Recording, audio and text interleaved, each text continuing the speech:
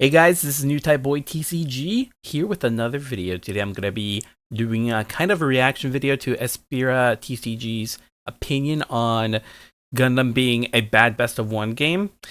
Personally, uh ooh man, I have a take on this based on personal experience because of an LGS store that I went to in the past when they started doing, I think it was for like it wasn't GDO1 if I recall. It was for structure decks. And his excuse was that the mind me, this is the owner's excuse. He was saying that like in order for new players who's playing this game to get a hand of or get the handle of the game itself, he wanted everybody to have a chance to play at least 3 games per person or something like that, or to make it best 2 of 3 instead of best of one, which typically for a Bandai game, I believe a lot of Bandai games, don't quote me, I don't know, I'm not too sure about everything, I don't know all Bandai games but based on my experience playing One Piece, it's best of one. And the reason why it's best of one, there's a lot of reasons for that, which I will get into, but I want to hear what Espira says about this. The So, Gundam card game is settling into just over 9 months since players got their hands on cards. wow, isn't that crazy that it's been 9 months since the game's released? I feel like Bandai has released a lot of like new products since then, and it's been picking up pretty fast. The only bad thing that I hate about it is the fact that they haven't reprinted a lot of the stuff. Even if they did, it's not enough. And for some reason, they're like holding back allocation to stores and stuff like that. They need to like really push the you know they gotta keep printing stuff because at this rate, this game is gonna die. Almost 3 if you want to disregard the beta release of the game. In That's that fair. time, Yeah. we've had locals, new type challenges, and numerous regionals. And I think it's time that we face the fact. Gundam is not a good best of one game. Look, I swear, I'm not I just don't know, being a man. TCG boomer yelling at the clouds. Okay, well, I am, but not about this specifically. But more so, have formulated this opinion after the negative play experiences I've had with this game over the course of nearly a year. I think there are card games where best of one can make sense, even within Bandai's own catalog. However, due to the specific choices made with the design of the Gundam card game and its gameplay, I believe the game results swing on the basis of RNG more than they should, and the frustrations around that are compounded in a best of one environment. See, I can kind of see what he means because if you think about it, Xeon Rush is notoriously known to finish its game within before round 5, right? Around round 5 or less. And this is because Bandai hasn't like offered some good ways to counter it, right? As of now, I think the best way to counter it is pings and I guess low level blockers if you want to go that route or something, or like a lot of control using like I think it was Sword Strike, where if you link it with Kira or like an Earth not Earth Federation, but what was it called? The seed traits, I forgot what they were. Hawk of Endymion, if you equip, you get the effect where it bounces a unit with 2 HP and stuff like that, right? So you can control your opponent's field and stuff like that, and you can stall them or push away their units from attacking you so fast and stuff like that. So I understand this part where it does seem because of the rush decks that the game goes very short. You're not gonna last too long in it, but even if that's the case, you have to consider the fact that not every deck is going to be aggro. I know a lot of people are leaning towards aggro right now because it's like currently the best way to play the game, at least before GDO2. But yeah, well, let me continue watching. Let me see what he Before I says. dive in, if you like Gundam card game videos and want to see more from me, subscribe button down there so you don't miss the next one. The goal of switching to best of 3 would be to flatten those RNG spikes and allow for more determinative gameplay and results. I want to touch on a few pillars that reinforce where the feels bads of the game are coming from, but I think the biggest culprit, and arguably the most solvable, is At its core, Gundam is a game that is constantly asking you to commit 2-card combos via its unit pair system. Nearly all the power plays available in the game come off the backs of link plays, where you can restabilize the board and push yourself ahead in a must-answer scenario. So much so that it's incredibly frustrating and often game-losing being the player who does not see a link during a game. I have lost dozens of times to a linked Amuro Gramps on curve that I just couldn't respond to. Now, that has to do in part with the fact that that link play specifically is one of the most back-breaking tempo swings in the game, but it remains true for plenty of swingy link plays. Death Scythe, Ale, Kshatriya. Thankfully, Bandai has accounted for that and has given their most combo-demanding game in their TCG repertoire the necessary draw and searchers to allow players to line up their plays. If you couldn't tell by the tone in my voice, the current iteration of the game has a severe lack of card advantage and card quality, with consistency cards being countable on one hand. Yeah, I don't know about that, man. Like, I understand that Links gives you an advantage in terms of, like, you know, attacking the turn you deploy your unit, right?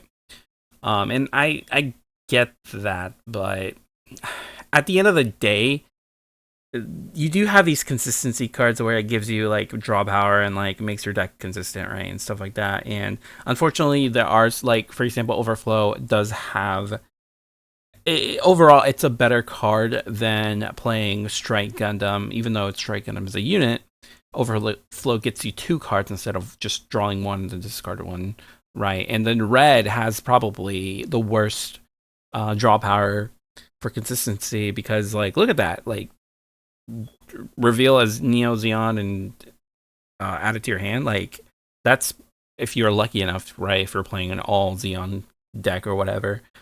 But regardless, like, the blue and white, right? I don't know, let me think. GDO2, did they include anything strong like that? I think they did, but I know for sure green, blue, and white has probably the best consistency in terms of draw power and stuff so far. Red and purple is horrendous, except for that one unit that you ping yourself or ping another and draw one to score one, but I wouldn't count that because, like, those kinds of effects, you don't really, it's a 0, I guess it's all right, but it's not the best, right? And for red, you barely have any good cards that you can even play to, like, you know, make your decks consistent. But as for links, I feel like for that, it's a very iffy situation. I do like links, the fact that, you know, if you burst into one, you can you have a better chance of, like, coming back from, like, a bad situation, which I love, because there are a lot of situations where it's like, oh, I just need one link. And you get it from your life, and bam, you pretty much turn it around and win the game. Because that has happened to me, and it's so glorious. So it's so sweet victory, right? But I understand the frustration there, where it's like, well, it feels like if you get your Grandpa Gundam and Amuro, then you go over and stuff like that. Like, yeah, but I feel like you only play 4 of those cards in the deck, right? And Gundam can only link with Amuro, so the odds of you drawing, not drawing, but odds of you, like, seeing Amuro it's way less than you would think, because, and plus of the fact that, you know, luck, it's a very luck-based kind of system right now. It's not like Yu-Gi-Oh, where it's like you're guaranteed to see that card within the first or second turn, right? Because in Yu-Gi-Oh, that's just how it is, based on where I come from, because my background's in Yu-Gi-Oh, right? But so I think as it is right now, I think the links are pretty good. It makes the game pace go a little faster, but not too fast, because a lot of it takes up a lot of your resources, right? So unless you're in, like, mid to late game, link units, if you pair a unit with the link, it's like, you know, it's all right, but you're not going to swarm the board with a bunch of link units right out of the back. So I don't see it being a big issue right here, so I don't know. Not only are players constantly at the mercy of the draw, but an incredibly large portion of the games end up in top deck wars deciding the fate of the match. Now, I did say that this was the most solvable issue, and we're already seeing. Well, that's the beauty of it, though. Top decking the card that you need is the beauty of card games, right? It's like you either see the card or not, and it's luck based. Like I don't understand. Like a lot of people are having issues. Like, well, I'm not seeing my card. Like this, what? But here's the issue. Here's the thing. Like, if you have it so you are guaranteed your card or guaranteed to grab the card that you need when you need it, like it just becomes Yu-Gi-Oh! It becomes really fast paced to the point where it's like people get frustrated because it's like it's too fast, right? It's too eventually it comes to the point where it's like only a selected few decks and combos will be meta compared to all the other decks that are feasible in the game. Right now, as is, Gundam has a few cards that can make it meta, but here's the thing: you could combine other things with it, with other decks, and it'll still be viable as of now, because it's like it's so there is no one meta deck right now. I mean, I guess Wing Zero, maybe, I don't know, but even then, you have decks like Xeon Rush that can like get over that pretty easily, or other decks that like could like go around that, right? So that's the beauty of it. Is like if the game becomes too fast paced, to the point where you see everything that you need within the first 5 turns or whatever, when you need them, then it's like it's like not really luck based. Like I get that people don't like the whole luck based system thing, but I feel like that's what the beauty of card games comes from. Because if it's not, then it just becomes Yu-Gi-Oh! And a lot of people quit Yu-Gi-Oh! And go into Gundam, like myself, for this very reason, because it's no longer luck, and I guess people want more strategy out of it. I don't know. But for me personally, I like my games have like not fast, and this is why I like the resource system that Bandai has for their games, is that it slows the games down. But I don't think that's a big issue in my opinion. Some release there with GTO2. Cards like Turning Point of History are exactly what the game needs in providing players the ability to actually sculpt their hands to deal with their opponents. Bandai games do get more consistent as new sets release, and I'm hoping this feels bad of praying for the right draws will be alleviated over the next few set releases. That alone would necessitate this conversation, but the idea behind bursts is that they provide a catch-up mechanic for players falling behind. As you lose shields, you'll hopefully be able to go up on card advantage, that's or awesome, have an effect though. I love that will impact bursts. the board that will hopefully keep you in the game and allow you to swing back the advantage. Unfortunately, this is completely reliant on having said bursts in your life in the first place. Otherwise, it's just a card that goes to trash. This RNG component means that it doesn't stand on its own as a true comeback mechanic. Looking at Bandai's other shield-based games for comparison, in One Piece, the cards always go to hand and may have triggers. In Fusion World, the cards always go to hand. In Digimon, you may get a trigger, or your Digimon and security do battle with the attacker. All of these games implement their shields like a true comeback mechanic. You can outvantage your opponent. Well, yeah, I guess, yeah, I don't. Here's my thing, because I did play One Piece for a bit with my siblings and stuff, and I do like the fact that when you lose a life, it goes to your hand and you permanently keep it, unlike Gundam where it goes to the trash immediately. But I feel compared to One Piece, I have to like rethink how One Piece went. For at least all of my matches with One Piece to really compare and contrast this opinion here. But I might have to agree with him where it's like, yeah, it would be nice if your units would go to your hand, because a lot of times there's situations where if they attack you into shield, it's a unit. It turns out to be a unit and goes to the trash, and you have no way to come back from that, because then you have like 1 card in hand or 0 cards in hand, and if you had a unit, you would be able to like come back from it. But now you're reliant on top decking a unit or something that could help you out before he takes all your shields out, right? So I do get that frustration there, and there are moments where it's like it's kind of it feels like you're just sitting there waiting to be destroyed in that turn, because there's literally nothing you can do, and the only way to turn it around is by top decking. And if you see a pilot or a command card that doesn't really do anything, it's like you're kind of screwed there, right? So it would be nice if the comeback mechanic was in fact it goes to your hand instead, as well as it had the burst effect, right? Instead of going to the trash immediately. If they attack recklessly, and you can plan around a baseline comeback. On the flip side, in Gundam, you could be losing, having not gotten any bursts out of shields, lost all your resources, restabilizing the board, only to give your opponent multiple free cards via base and pilot bursts as you try to claw your way back from the game. Every base burst is not only a free base deploy, but it also draws them a card, meaning that in any unlucky game, you could be facing your opponent having multiple cards over you for free while you're still losing. All because the comeback mechanic of this game is based around the RNG of the burst keyword. That's not to say that skilled players can't play around this RNG, but there have been far too many games I've played where, based on my opponent's set shields and my own, I had 0 paths to victory. And to tie it all together, it's the fact that, unlike leader-based games, there's no indication of what your opponent is on in the Gundam card game. This means that you must blind mulligan, hoping that you made the right choice for the matchup that you're going into. How this plays out in reality is that you're forced to mulligan for aggro because it's an auto loss if you face into aggro and keep a slow hand.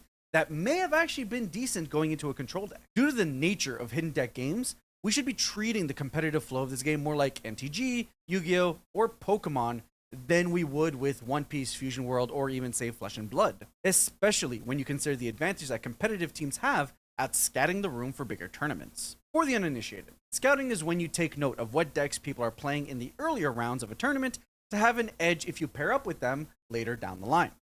Taken to its competitive extreme, this often involves teams of players filling up an entire spreadsheet of who's on what.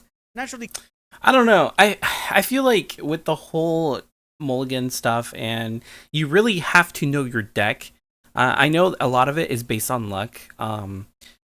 If you're lucky enough to see your links and pilots, or your unit links and pilots or whatever, or the blockers or commands and stuff that you need, but you really got to think about when you draw those 5 initial cards at the start of the game. You really have to think about, like, am I gonna be needing this like later on, based on like and he is right where it's like you will need to scout the what deck your opponent is playing, and gotta really, take notice of that in order to, like, okay, if you're facing this guy, you know exactly what he's playing, so you gotta, like, figure out what hand is best for you when going up against them. And you know what, you could do that without like right then and there. You don't have to, like, it has nothing to do with the game mechanics in general, but I think the biggest thing about Gundam is that you really do need to know what cards you're going to be playing and what cards will go good with what cards in your hand.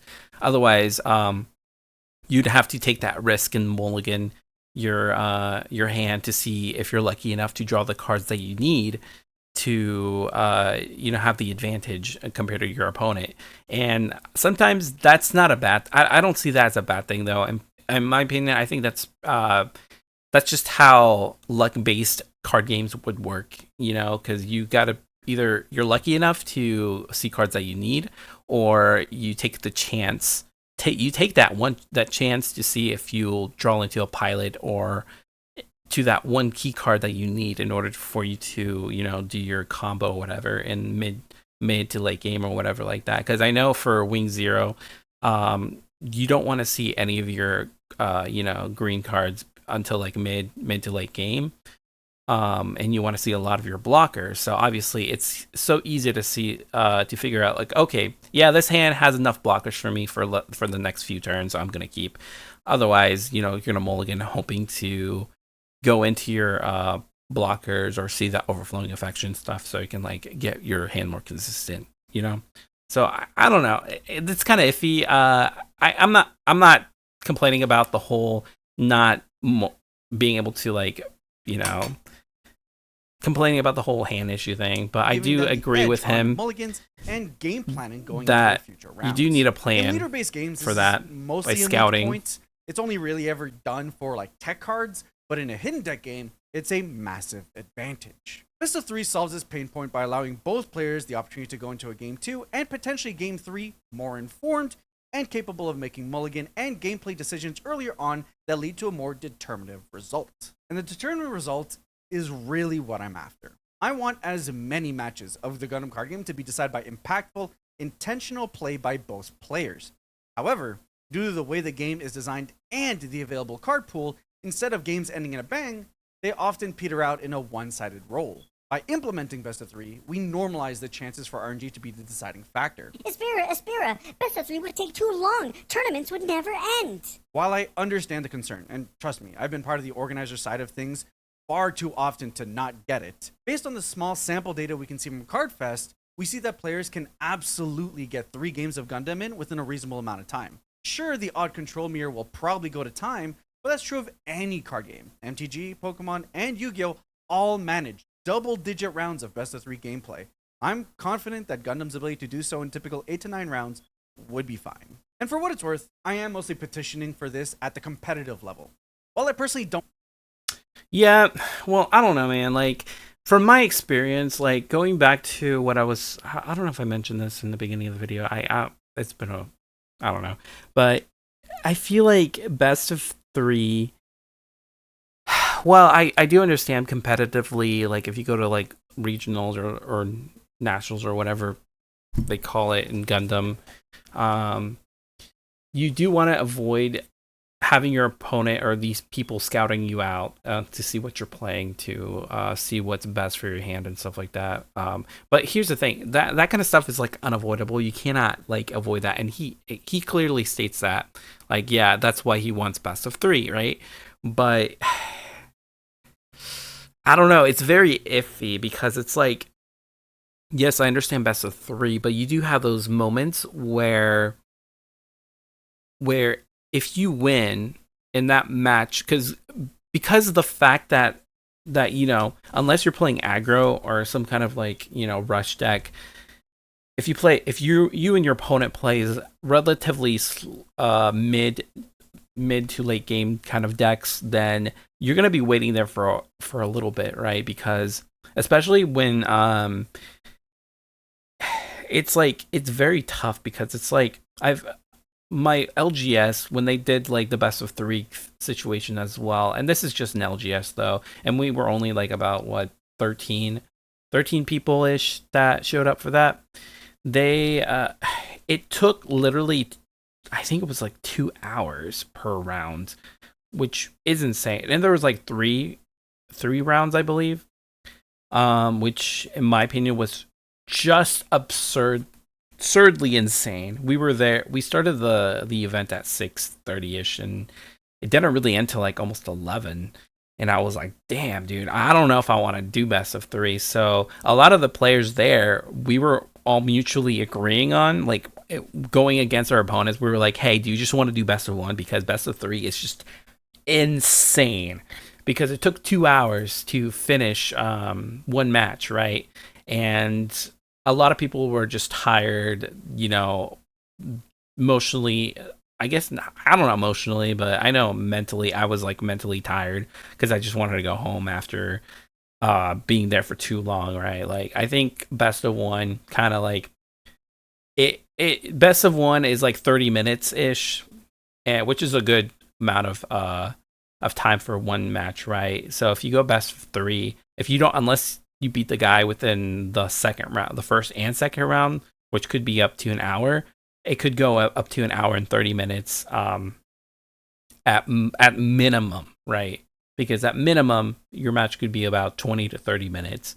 So you could be, like I said, you could be looking at about 2 hours in a match. And I understand that, you know, there's times and rules, or time in whatever, time and round.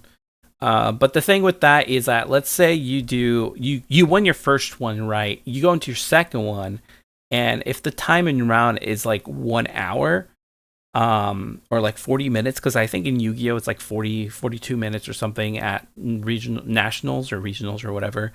And if nobody wins, it's like you both I think the new ruling now is that you both lose kind of thing. There has to be a winner or something. Or like, I know sometimes people at on my LGSs, they would go like, okay, you start round 3, you go 3 rounds, and whoever has the most shields wins and kind of stuff, whatever. But it just feels like a cop out, right? You don't feel like you actually won that, because it's like you just lost because one person was either stalling or taking too long on their turn thinking about things. It makes you feel like you need to rush the game as fast as you can in order to meet that time, right? And there, it comes into that situation where it's like you cannot enjoy yourself, you cannot take your time thinking about your plays and stuff, because it's like that thing where it's like, if you take your time, you know for a fact that each thing you do counts a lot, and you make more decisive things. And I guess I guess the argument there is like,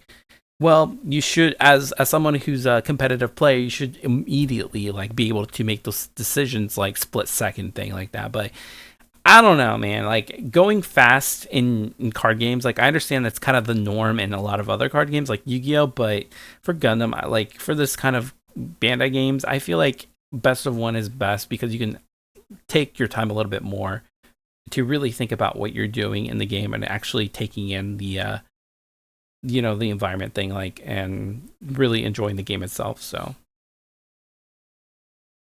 get it. I know a lot of players like their locals being like sub 2 hours, and I think any locals that still want to run best of 1 tournaments because that's what their community wants, yeah, sub 2 hours, then by all means.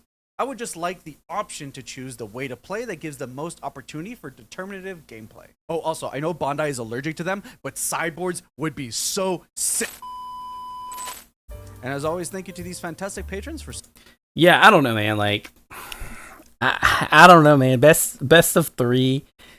I get your point, dude, but yeah, I think that's yeah. If you take a poll and ask a lot of people if they would want best of 3, I'm pretty sure a lot of people are gonna say no because of time. Everybody, you gotta, yeah, understand it's like, for competitive play, but you're literally asking hundreds of people within a convention center that's like very humid and hot, if they're not regulating the air system or whatever like that well or not, to stay there for an extensive amount of time. But here's also the issue, because I've noticed that you guys been doing this as well, is that I feel like because of like cost reasons, like if the longer you're renting out that venue, the more expensive it is, right? So if you keep it best of 3, and even with a time slot like an hour or an hour, I don't know, like an hour worth of like matches, like that will extend the amount of time they would have to rent the space, right? And you could argue, well, there's a big corporation, they have money for it and stuff like that, but these Bandai needs to make a profit, right? So I don't know. I'm just looking at from a corporate side of things, right? But honestly, personally, as a person who's experienced best of 3 matches, like, I do not like them. I think best of 1 is good. I do agree on him on the burst things about like not going to hand. I did not like how when the game started that wasn't the case, because of situations could happen where if you don't have any burst cards to help you, you're pretty much screwed, right? But yeah. That's my opinion, so take it or leave it. There are no right opinions here. This is my opinion on his opinion on best of 1 or best of 3 game kind of thing. But yeah, hope you guys enjoyed this video. Make sure to subscribe to EspiraTCG, and as well as my channel as well, and support your local game store by going there and playing games and doing all that stuff. And oh yeah, I do have a new Discord, so by all means, please join my Discord, and we can talk there if you guys want. I don't know. But yeah, hope you guys have a great day, and I'll see you in the next video. Peace.